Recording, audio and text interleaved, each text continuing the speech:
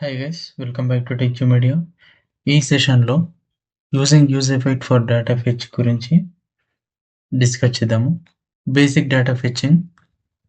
మనం ఈ use effect ఎందుకు యూజ్ చేసామంటే మనం ప్రీవియస్గా మనం ఏం చెప్పుకున్నాం, ఒక కాంపోనెంట్ మౌంట్ అవుతున్నప్పుడు కానీ కాంపోనెంట్కి ఉన్న లైఫ్ సైకిల్ మెథడ్స్ వర్క్ అవ్వాలంటే ఈ యూజ్ ఎఫెక్ట్ అయితే వాడతాం.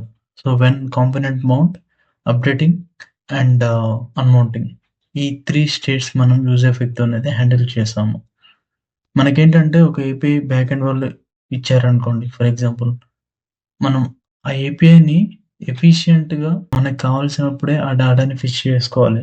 అన్నెసెసరీగా మల్టిపుల్ టైమ్స్ చేసుకున్నామనుకోండి, మనకి కంప్యూటేషన్ పవర్ వేస్ట్ అవుతుంది. అండ్ ఆల్సో బ్యాక్ ఎండ్‌లో రేట్ లిమిటింగ్ అని ఉంటుంది.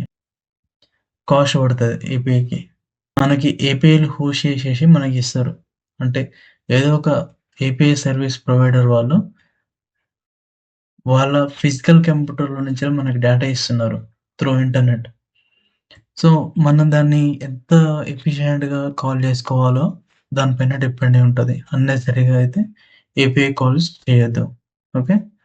సో, ఈ యూజ్ ఎఫెక్ట్‌ని యూజ్ చేసుకొని మనకి ఆ ఏపీఐ ఎన్ని సార్లు కావాలో అన్ని సార్లు మాత్రమే మనం యూజ్ చేసుకోవచ్చు.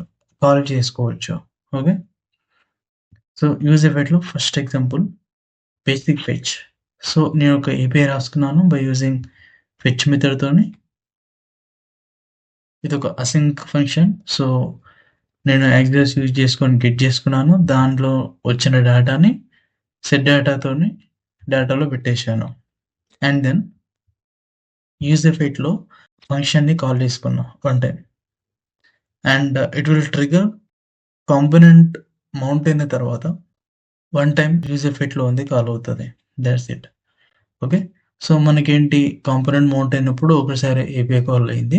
ఏపీఐ అనేది ఒకటేసారి కాల్ అయింది. యూజ్ ఎఫెక్ట్‌లో ఆ ఫంక్షన్ రాసే వరకే. సో, మిగతా ఏ డేటా అప్డేట్ అయినా కూడా ఇది మళ్ళీ ఏపీఐ కాల్ అయితే అవ్వదు. Okay. So, that is the use of using use effect in APIs. Fetch with dependencies. మనకి ఈ డిపెండెన్సీస్‌లో ఉన్న డేటా చేంజ్ అయితున్నప్పుడు ఈ ఫెచ్ మెథడ్‌లో యూజ్ ఎఫెక్ట్‌లో ఉన్న ఫస్ట్ యారో ఫంక్షన్ అయితే తీసుకుంటాం గదా! సో, యారో ఫంక్షన్ అయితే కాల్ అవుతది. నేను చూపిస్తాను చూడండి. సో, నేను చేశాను యాజ్ టీజ్‌గా ఏపీఐ అయితే రాసుకున్నాను. సో, ఆ రాసుకున్న ఆ ఏపీఐని నేను యూజ్ ఎఫెక్ట్‌లో పెట్టి కాల్ చేశాను. మనకి ప్రీవియస్‌గా మీరు వీడియోస్ చూస్తే నెస్టెడ్ రౌటింగ్ అని ఉంటుంది ఒక కాన్సెప్ట్. నెస్టెడ్ రౌటింగ్ అంటే ఒక ఐడీ అనేది డైనమిక్‌గా వెళ్తుంది. సో, ఆ ఐడీతోని డేటా రీఫెచ్ చేసుకొని చూపెట్టాలి. ఓకే. సో, ఇక్కడ గూడా నాకు లిస్ట్ ఆఫ్ యూజర్స్ ఉన్నారు. సో, ఐయామ్ క్లికింగ్ ఆన్ ఒక యూజర్ పైన క్లిక్ చేస్తున్నప్పుడు రైట్ సైడ్‌లో వాళ్ళ డేటా వస్తుందనుకోండి.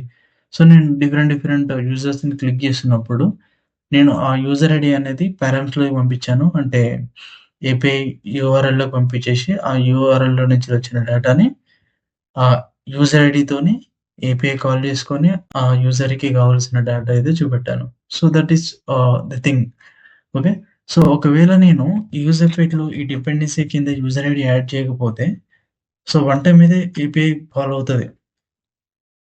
నెక్స్ట్ టైమ్ అప్డేట్ చేస్తున్నప్పుడు అప్డేటింగ్‌లో అవ్వదు. ఓకే.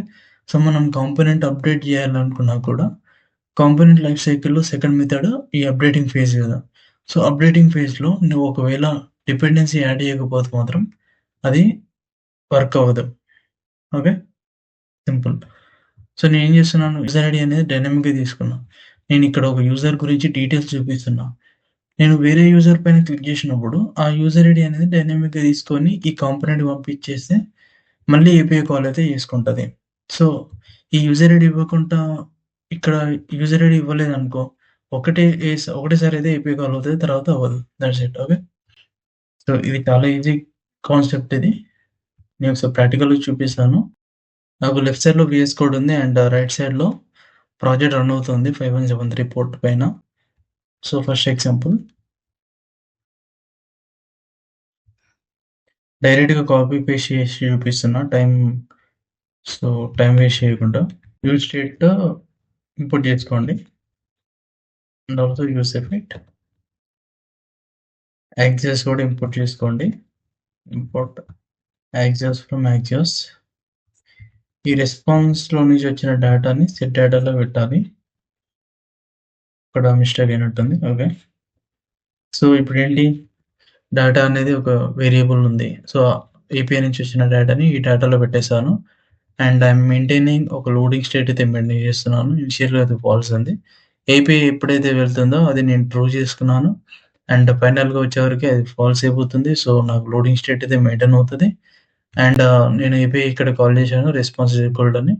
సో, ఇది ఒక అవైట్ రిక్వెస్ట్ కాబట్టి ఈ లైన్ ఆఫ్ కోడ్ వర్క్ అయిన తర్వాత సెట్ డేటాలోకి వెళ్తది. సెట్ డేటాలో నేనేం చేశాను రెస్పాన్స్‌లో నుంచెళ్ళొచ్చిన డేటాని సెట్ డేటా యూజ్ చేసుకొని డేటాలో పంపించేశాను.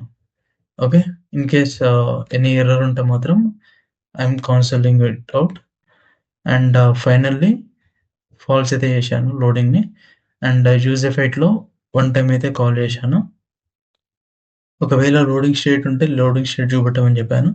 ఆర్ ఎల్స్ డేటా ఉంటే ఆ డేటాలో ఒక్కొక్క మ్యాపింగ్ చేసుకొని ఒక్కొక్క ఆబ్జెక్ట్‌ని తీసుకొని ఆ ఆబ్జెక్ట్‌ని ఇటరేషన్ చేసుకొని నేనైతే ఆబ్జెక్ట్ చూపెట్టాను టైటిల్ అండ్ బాడీని. ఓకే. సో, ఒకసారి రిఫ్రెష్ చేద్దాం. యాహ్! సో, ఏపీఐ అయితే కాల్ అయింది. నాకు డేటా వచ్చేసింది. మీరింకా ఇన్స్‌పెక్ట్‌లోకెళ్తే మీకింకా ఈజీగా అర్థమవుతది. ఇన్స్‌పెక్ట్ చేశాను కదా! సో, ఇందులో నెట్వర్క్ అనేది బేసికల్లీ ఏబీఎస్ మనం కాల్ చేసేటన్నీ ఇక్కడనే ఉంటాయి. And not only that react వాళ్ళు ఇంటర్నల్‌గా కొన్ని చంక్స్ లోడ్ చేస్తా ఉంటారు. అవి గూడా ఇక్కడనే కనిపించేస్తూ ఉంటాయి. ఓకే. సో, నేను ఒకసారి రిఫ్రెష్ చేశాను. ఇక్కడ చూడండి పోస్ట్ అనేది ఒకటుంది గదా! సో, ఇదొక ఏపీఐ కాల్. ఇదెందుకు 2 టైమ్స్ ఎళ్ళిందని గూడా మీరు నన్నడగొచ్చు. ఇది డెవలప్‌మెంట్ మోడ్‌లో ఉంది. అంటే ప్రొడక్షన్‌లోకెళ్ళలేదు. డెవలప్‌మెంట్ మోడ్‌లో ఉన్నప్పుడు రియాక్ట్ స్ట్రిక్ట్ మోడ్ అని ఒకటుంటుంది. సో, అదేం చేస్తదంటే సైడ్ ఎఫెక్ట్స్ కోసం ఈ కాంపోనెంట్ వర్క్ అవుతుందా లేదా అనేది ప్రాపర్‌గా దానికోసమని డబుల్ చెక్ చేస్తది. ప్రొడక్షన్‌లోకి వెళ్తే మాత్రం ఓన్లీ సింగిల్ టైమ్ అవుతది. So, you don't need to worry about it. Ah, yeah! Fetch with dependencies. So, సిమిలర్‌గా. సో, నేను ఇదే ఎగ్జాంపుల్ నేను డిపెండెన్సీ గూడా పెట్టి చూపిస్తాను. ఒక స్టేట్ తీసుకోండి యూజర్ ఐడీ అని. Set user ID.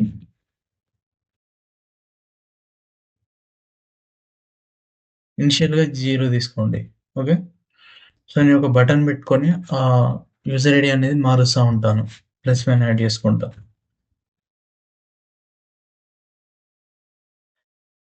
Call API again అని పెట్టండి.